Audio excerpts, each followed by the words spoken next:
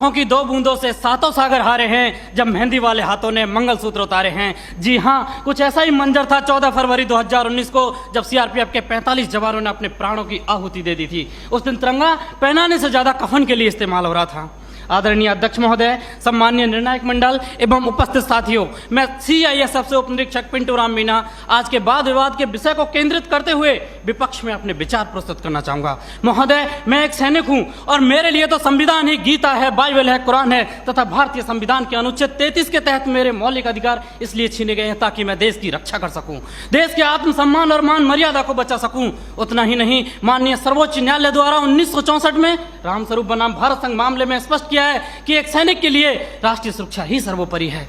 जबकि महोदय, आज हमारे देश में खौफनाक मंजर को देखकर यहाँ की जनमानस मौत से मोहब्बत और जिंदगी से नफरत करने लगी है, क्योंकि अपराध के मुकाबले कानून बौना नजर आने लगा है और ये मानव अधिकार तो अपराधियों के हित में तन जाते हैं, इसीलिए तो रोज भेड़िए साक्षात छाती पर चढ़ जाते हैं। अध्यक्ष महोदय, राष्ट्रीय सुरक्षा के लिए लड़ी गई लड़ाई कोई क्रिकेट का मैच नहीं जो आज हार गए तो कल जीत जाएंगे। ये वो जंग है जो आज नहीं जीती गई तो कल देश को वीरान कर देगी, इसीलिए इसको जीतना बहुत जरूरी है। और हम रोज जीतते हैं तभी तो पंजाब की तर्ज पर जम्मू कश्मीर और उत्तर पूर्वी राज्य भारत के नक्शे में है, नहीं तो युद्ध विराम संधि, शिमला समझौता और ताशकंद जैसे कई समझौते रोज जम्मू कश्मीर की घाटियों में बेआबरू होते हैं। महोदय, राष्ट्रीय सुरक्षा का मतलब यह नहीं कि नक्सली आतंकी हमलों में जवाबी कार्रवाई न करें। राष्ट्रीय सुरक्षा का मतलब आतंकवाद, नक्सलवाद, उग्रवाद को खत्म कर देश के कोने कोने में शांति स्थापित करना है। और अगर शांति स्थापित करना है तो आतंकवाद और नक्सलवाद को पोषित करने वाले तथा उन्हें हथियार मुहैया कराने वाले राष्ट्रों पर प्रतिबंध लगाने की जरूरत है। जरूरत है न्यायिक प्रक्रिया को सुधारने की, टेरर फंडिंग और साइबर क्राइम को रोकने की। आज जरूरत है राजनीतिक इच्छा शक्ति की। महान राजनीतिक चाणक्य ने भी कहा कि कोई भी नियम राष्ट्र और राष्ट्रहित से बड़ा नहीं होता, किंचित ऐसा है तो उसे तत्काल बदल देना चाहिए। महोदय, आज के दौर में आक्रामक रवैया अपनाने वाले आतंकवाद, नक्सलवाद, उग्रवाद से लोहा लेना किसी युद्ध से कम नहीं और किसी युद्ध को जीतने के लिए पहल करने की आवश्यकता होती है। जबकि युद्ध जैसी अत्यंत निर्णायक पलों में एक जवान अपनी नौकरी की वजह से उतना ही कर पाता है कि सांप मरे या ना मरे, लेकिन लाठी नहीं टूटनी चाहिए, क्योंकि उसको डर सता रहा होता है कि जलील किया जाएगा उसे मानव अधिकारों की भरी सभा के अंदर। उसे डर सता रहा होता है कि ना तो कानून छोड़ेगा और ना ही तिल का ताड़ बनाने वाली मीडिया की पैनी नजरें छोड़ेंगी, जिसका ज्वलंत उदाहरण पहले कश्मीर में जवानों के सिर कटवाए तब जाके सर्जिकल स्ट्राइक किया। 20 भारतीय सैनिकों ने गोली खाई तब म्यांमार में घुसकर ऑपरेशन ऑल आउट किया था।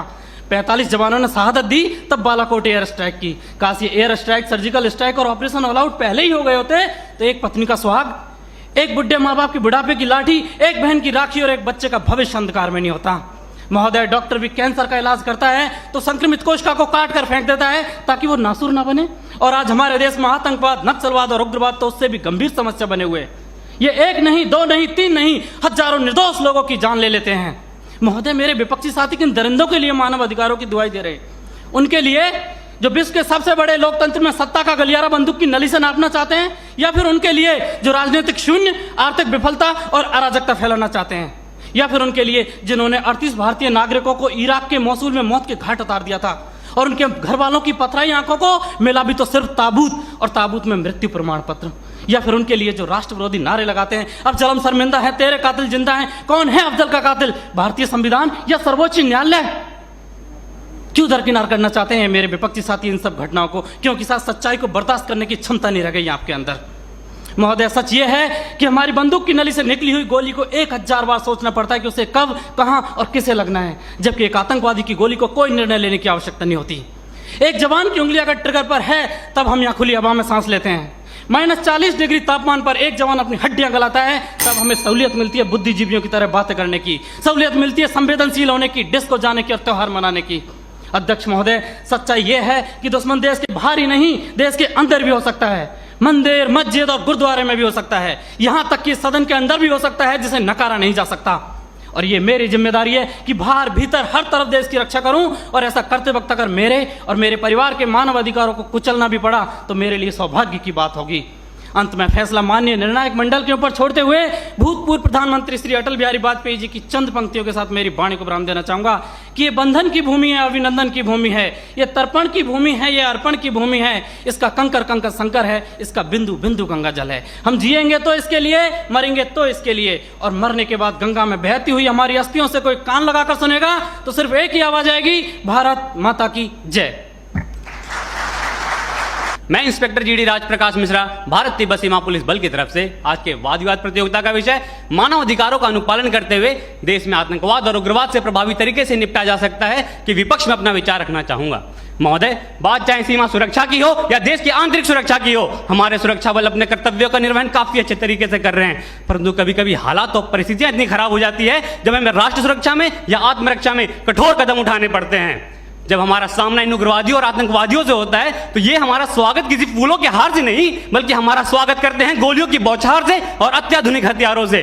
और उस समय जब गोली कान के 2 इंच दूरी से गुजरती है तो वो जिंदगी और मौत के बीच एक फासला पैदा करती है। और इन परिस्थितियों में भी एक सिपाही के पास 1 सेकंड से भी कम का समय होता है ये फैसला लेने के लिए कि वो क्या करे और क्या ना करे।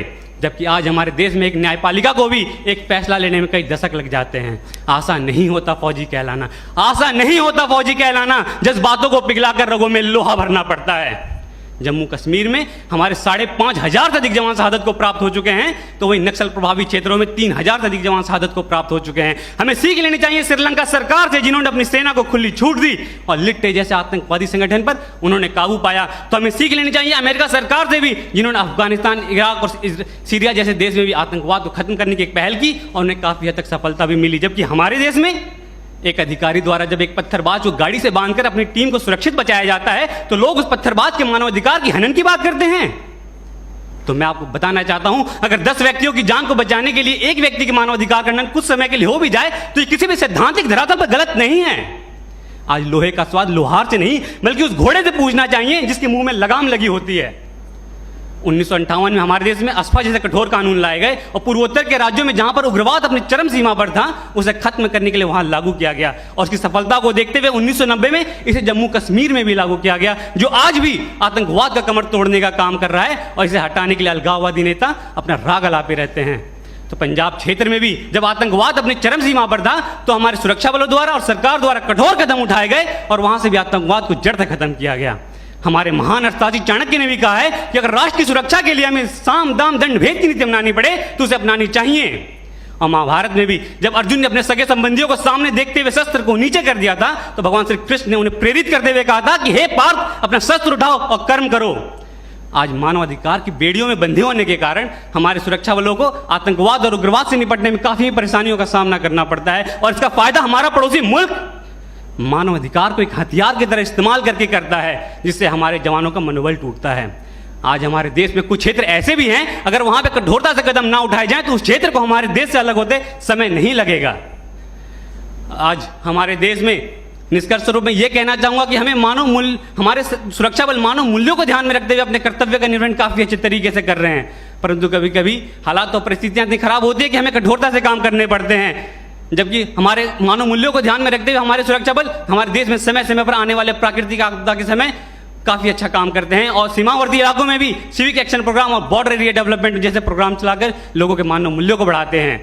और हमारे देश में हमारे आज अजमल कसाब जैसा आतंकवादी, इनका कोई जाति धर्म मजहब नाम पहचान न होने के कारण आसानी से देश में घुस आते हैं और मुंबई हमले को अंजाम देते हैं जिसमें हमारे देश के 166 निर्दोष व्यक्ति मारे जाते हैं। तो वे आदिल अहमद डार जैसे आतंकवादी पुलवामा हमले को अंजाम देते हैं आम जनता के बीच में छुप कर रहते हुए और हमारे सीआरपीएफ के 44 जवान शहादत को प्राप्त हो जाते हैं। तो अब इनको इन्हीं की भाषा में मुंह तोड़ जवाब देते हुए हमारे सुरक्षा बलों ने पठानकोट, बालाकोट, उरी जैसे सर्जिकल स्ट्राइक भी किया और आतंकवाद को जड़ से खत्म करने का भी काम कर रहे हैं। और अंत में निष्कर्ष स्वरूप में यही कहना चाहूंगा एक फौजी के तर्ज में कि कभी ठंड में ठिठुर कर देख लेना, कभी ठंड में ठिठुर कर देख लेना, कभी तपती धूप में जल कर देख लेना कैसे होती है हिफाजत मुल्क की, कभी वर्दी पहनकर देख लेना।